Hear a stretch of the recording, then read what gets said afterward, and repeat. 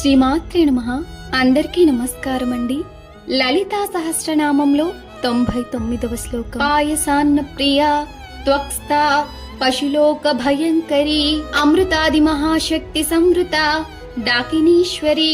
భావం: పాయసన్నములో ప్రీతి గలది, చర్మధాతువులను ఆశ్రయించి ఉండునది, పశు ప్రవృత్తికి భయమును కలుగచేయునది, అమృత మొదలైన మహాశక్తుల చేత పరివేష్టింపబడి ఉండునది. డాకిని అని పేరు గల విశుద్ధి చక్రాధిష్టాన దేవత.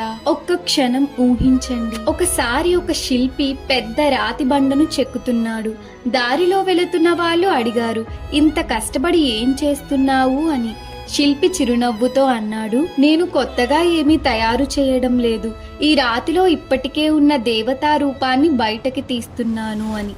మన జీవితం కూడా అంతే. మనలో జ్ఞానం ఉంది, శక్తి ఉంది, దైవత్వం ఉంది, కానీ అజ్ఞానం, భయం, అహంకారం వాటిని కప్పివేస్తాయి. అమ్మవారు పాయసన్న ప్రియగా ప్రేమతో మనల్ని పోషిస్తుంది. త్వక్స్థ అనగా మనలోనే నివసిస్తుంది.